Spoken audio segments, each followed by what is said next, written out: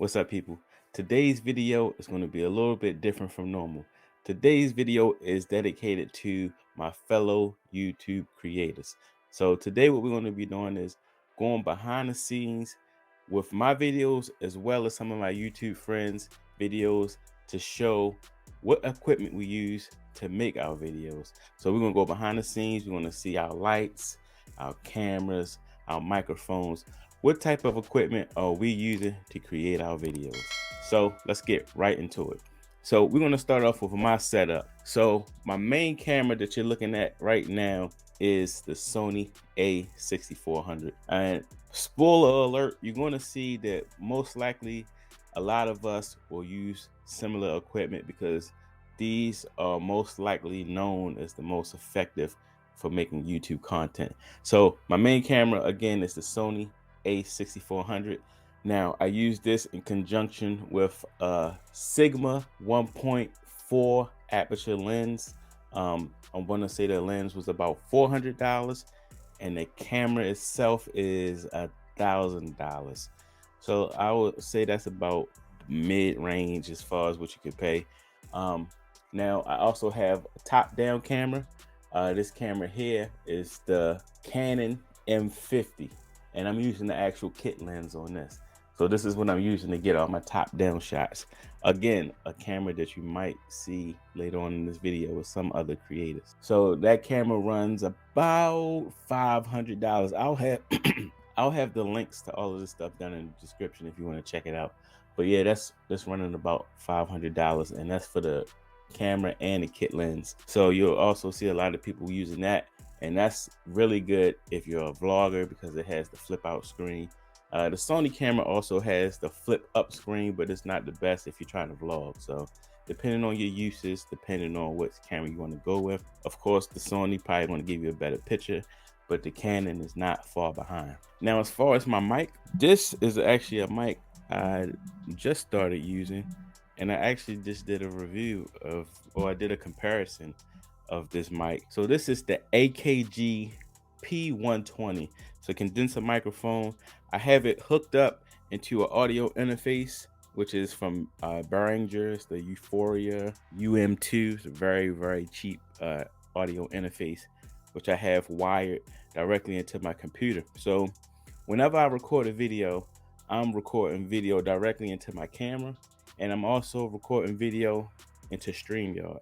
So I have the same audio, but it's being recorded 2 times because I know sometimes when I record directly into the camera using this setup, for example, I'll get some feedback, but when I'm recording directly into StreamYard, the audio is crystal clear. And if you've been doing any research as far as making videos, audio is king. Your audio should be your first priority before you even get into buying cameras and lights and all of that stuff. Make sure your audio is good. This laptop that I'm using is the Samsung Galaxy Book S. I don't even know if they make this no more, but it's a nice little portable laptop that has 4G LTE. So I like to take that with me when I'm on the go. As far as my lighting, I have not the best lighting, I'm going to be honest with you, but I did recently upgrade it with this light that I got from GVM. GVM has been blessing the channel since I started, so I really appreciate GVM sending out these lights. This light is probably one of the best lights that I've used. I still need to get the diffuser for it, but right now I have it set up. Now this light is the SD200D. Now this is a very, very powerful light. I actually have it on its lowest setting right now, especially because I have it so close to me. But you pair this up with a light box or diffuser, and you know the possibilities are endless. Now as far as my monitors, I just have this, probably not even made for what I'm using it for, but it's a portable monitor that's powered by USB Type-C. I have my feed from my top-down camera going to this larger monitor, and then I have this smaller monitor made by Freeworld. Both of these monitors were less than $150, and I have it directly wired into this so I can monitor myself. You know, especially for the top-down shots, I want to make sure that my top-down shots, let me fix that for a second. I want to make sure my top-down shots are in focus and make sure what I'm doing is in frame. So I make sure I have that monitor there so I can, make sure everything is focusing in frame. Now, if you see here, I have another condenser mic. So you might see a lot of redundancy here. So this, I'm sorry, not condenser mic, but shotgun mic. Have the shotgun mic, this is wired to my top down camera. So again, another audio source so I can make sure. So if for some reason my audio on this camera is not sounding right, I always have a third source of audio. So if you can see, you can probably imagine I've had an issue where I shot a whole video and the audio is trash. So that's something you might want to think about. But again, a lot of this stuff is what I accumulated over my first year and a half on YouTube. When I first started, I used this. I was shooting with my cell phone. I had a little lavalier mic, and then that was it. Just this and a lavalier mic. So again, depending on where you are in your journey, depends on what type of gear you have. So you don't get into the idea that you have to purchase all the best equipment before you get started. Like I said, I first started with just my cell phone. The top light, I didn't get to that. So the top light is a very, very cheap light. I think this is made by Newer, and all it is a big soft box with a light bulb inside, for lack of better terms. And this light was maybe, let's say $30. Like I said, I'll have all the stuff linked in the description, but this light might have been about $30. And why I picked this light is because it comes with this remote. So I can control everything, the brightness, and I also can change the temperature with this light. Let me see if I will push the right button. So there we go. So you see I can change the temperature of the light with the remote. So that's real convenient when I'm trying to record. Because the other light, I actually had to go behind the light to adjust it. So all right, so I think that's about it for my setup. I think I touched on all of the most important things that I have here. All right, so what we're gonna do now is we're gonna check in with my guy Wiz from Wiz Loves Cars and see what he uses to record his videos. What's up, guys? It's Wiz from Wiz Loves Cars, and on my channel I focus on car reviews and car content. So I take you through all the features, especially the tech. So the type of shooting that I do is pretty versatile. I'm in and out of the car, taking action shots, doing B-roll, doing all sorts of things with the camera. And for that, my weapon of choice is the Gopro Hero 9. So this is pretty versatile. It has the front screen so you can do some solo shooting. It enables me to get in and out of the car and shoot and all that stuff, and it's pretty cool. Now, if you're gonna get that, one thing I recommend getting are some ND filters. Get you some good ND filters too, not the cheap ones. But you can get them on Amazon. But that's gonna help with the glare when you're shooting, especially on those sunny days. And then the next thing that I use is you gotta have crispy audio. So I use the Rode Wireless Go 2. It comes with 2 mics, and then it also allows you to record safety audio. So in the event that you have some dropouts, you'll be able to rely on that safety audio. And then the last thing is, you gotta elevate the shots. Not a must have, but I have the DJI Mavic Air 2S. And this is gonna be good for all of those drone shots that you wanna get and anything like that. Chef kiss to the master shots. Shout out to Wiz for sharing his setup with us. The main camera, if you notice, is an action camera, the GoPro Hero 9. Again, you don't need a big DSLR or mirrorless camera to get the job done. He's going with the GoPro Hero 9, got the crispy visuals. And then for the audio, he's using a Rode Wireless Go. And if you check what he said, it records 2 audio tracks for redundancy. Like I said earlier in the video, you always want to have that backup audio just in case you get some cutouts. And then, did you see that drone shot? You can get real creative on how you capture your main video, your B-roll video, to put together the perfect package. So again, shout out for Wiz for sharing his setup with us. So now we're gonna go to my guy BG Tech Life to see what he's doing to make his videos. What's good, YouTube? It's your man BG. Shout out to K for having me on this collaboration. I run a YouTube channel by the name of BG Tech Life, where I do tablets, phones, a lot of mobile technology, mobile accessories. And to shoot my videos and produce my videos, I use a combination of an iPhone 12 Pro Max for all my case videos and everything that's on the decks. desk is gonna be my iPhone 12 Pro Max. And my talking head videos, I have a Canon M50 that is good with auto tracking my face, things of that nature, keeping me in focus, guys. With this combination, the iPhone getting great footage and then the Canon M50 getting great talking head footage, I make some great videos, and I edit my videos on LumaFusion using my iPad Pro. This thing can render 4K 60 in no time, so it's just definitely a go-to. My little combination of what I use to shoot my videos. Again, shout out to my man K for having me on this collaboration. It's your boy BG Tech Life. I'm out. Peace. Appreciate you, BG, for being on the channel. If you notice, he is using the iPhone 12 Pro Max to shoot his videos. So like I said, you don't need a big fancy camera to make quality content.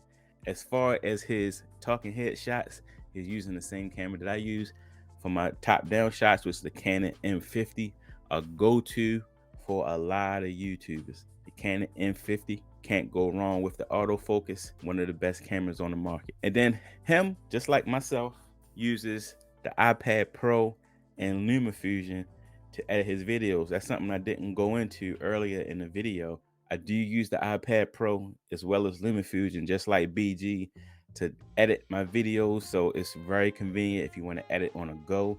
You don't need to be tied down to a computer desk. You don't even need to be at home to edit your videos. So definitely a great option if you have it in your budget. So finally, we're gonna go on to my guy, Monte Weaver, to see what he's using to create his content. Hey, what's going on, everybody? My name is Monte Weaver, and I want to welcome you to my home office and my home studio. Now, because you're a friend of Kay's, you are a friend of mine. So relax, take your shoes off as I take you around the home office and the home studio. Now, you've actually picked a perfect day to come because it's actually YouTube recording day, and we all know what that means. We had to clean up the office. So we have a clean office to share with you today and go around the two different setups that I have in this 8x10 space. This is my main workstation area, and to start everything off with, we'll talk about the desk, which is the autonomous XL 70-inch standing desk.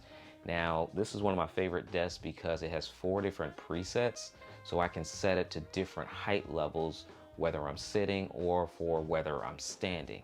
Now, this desk is also essential because it holds up my huge 49-inch Samsung monitor. Now, I love working on an ultra-wide monitor because I can bring up a lot of different screens all at one time. I don't really use it for gaming at all. It is 100% a productivity tool for me. Now, right beside that, I do have my teleprompter monitor as well. This is mainly used for Zoom conferences or Google Chats, anything that requires me to look directly into a camera, because the camera behind that teleprompter is actually one of my favorites, which is the Sony A6400. And I use 3 of these cameras inside of my home studio. Now, underneath my teleprompter is probably my most favorite device that I use, which is the A10 Mini Extreme ISO. Because at any given time, I can have 6 to 8 different cameras plugged into this device, along with audio to allow me to record all the different camera angles, and it makes it a lot easier to repurpose content because I have so many different camera angles. And it's also a tool that I use when I do live stream production events outside of my home office studio. So it's a powerful device and one of my more favorite devices that I depend on a regular basis. Now, when it comes to audio for this particular setup, I just recently invested in the Rodecaster Pro. Now, this device is a powerful device for XLR microphones and just using different audio in a myriad of different ways. So I use the Clubhouse application, I live stream, I'm on a bunch of Zoom conferences, I test out equipment all the time. I'm even looking to start a podcast. So having a Rodecaster Pro is going to allow me to do all of those different things effectively. The microphone that I have set up today is the Shure Sm7b. And don't be surprised if you see this microphone changed out with other microphones that I use on a regular basis But today you're catching me with the SM7B, which is plugged into the Rodecaster, which is then plugged into the A10 Mini for all of my audio. Now the aperture light that I just mentioned is actually mounted up on the ceiling using a Manfrotto tension rod. And this allows me to not have to use any tripods, and I can relieve a lot of my floor space by mounting it up on the ceiling. And this tension rod is great because not only does it have space for my light, I'm actually mounting a camera, my behind the scenes camera, on this rod as well. So it's a really effective way to have things go vertical and give yourself some more space, especially if you're in a small space like I am. So now I'm over in my second workstation area, which is mainly used for YouTube videos. And I have a bunch of gear here because it's YouTube filming day.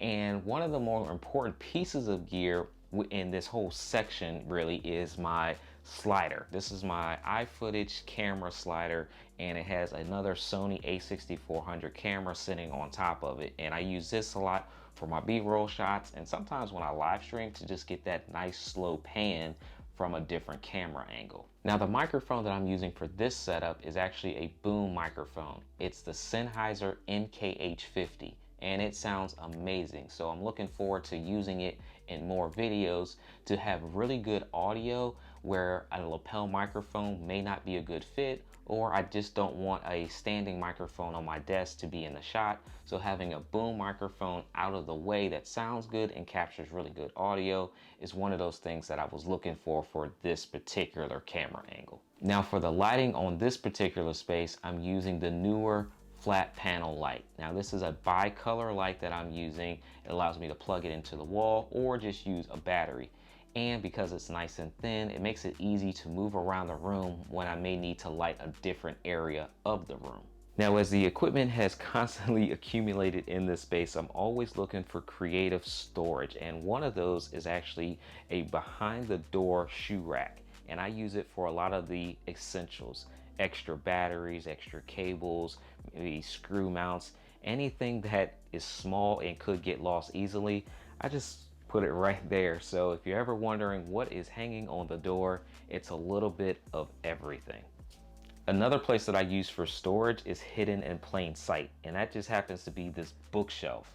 I work with a lot of different brands and sponsors that send me equipment, and so this bookshelf has gotten full of different equipment like headphones and microphones and even this PTZ camera. So there is a lot of equipment here in my home office and home studio. But it's time for me to actually record with this equipment. So I'll have to see you guys in another video. Thanks for stopping by, and I'll see you back on K's channel. Thank you, Monty. Wow, you can see a lot of gear to unpack there. So you can see how you can go from a very basic setup all the way to a very complex setup like Monty has. But either way, you can still create quality content. Now, don't get overwhelmed with everything you just saw, because I'm pretty safe to say that all of that gear he accumulated over time as he was making videos. So don't think you need to have all of that type of equipment when you're first starting out. So let's unpack some of the stuff he mentioned in this video. The first thing I wanted to mention is his 49-inch monitor, because funny story is I actually ordered a 49-inch monitor from Amazon, and it came cracked, and I was so devastated that I just sent it back and never ordered another one. But the 49-inch monitor is game changing if you're trying to edit video. As far as viewing that very long timeline and you don't need to have everything compressed, it's definitely a game changer. He's also using the same camera as me that you're seeing right now. It's that Sony A6400. I noticed that most people, this like either beginning or let's say within their first 5 to 10 years of YouTube, are using either the A6400 or the Canon M50. And I think we already mentioned that those two cameras a couple times in this video. And then as far as the microphone, the Shure Sm7b, the microphone that I eventually want to upgrade to. If you ever watch the podcast or any type of professional radio station, most likely that's the microphone that they're using. Those microphones run about $350 or something like that. Again, all this stuff will be linked in the description. The teleprompter, now it depends on what type of videos you're making. So if you're the type of person that likes to read a script and needs to, if you can see how I'm talking right now, I don't use a script. I kind of just go off the top of the head. But some people find it more beneficial to use a teleprompter to write a script and try to go off of their script. Or if you want to just make an outline of what your video is going to be about and put that on your teleprompter, it's a great tool that you can use to make sure you keep your eyes right on the lens, because I have that problem. You might have already noticed it in this video, but sometimes I have an issue of making sure my eyes are focused right on the camera lens. You might see my eyes over here, you might see my eyes there, you might see my eyes over here looking at something else. So if you have that teleprompter, it'll keep your eyes focused right on your audience. That A10 Mini Extreme is gold right there. He has all his cameras, all his microphones, all recording into one source, which would make recording and editing so much easier. I don't know how much it is, but I can only imagine that it's pretty expensive. So I'm gonna look it up after this video. You know, like I said, for the 10th time, it's going to be in the description if you want to check it out.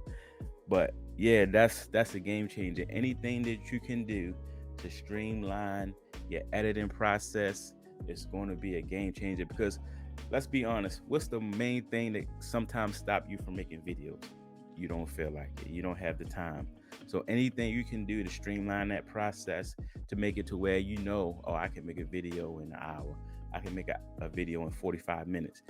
Every time you make a video, find these little steps that you can use to streamline your process, and it'll make yourself more likely to gather the energy to get in front of the camera and make content. And again, at the end of the day, content is king.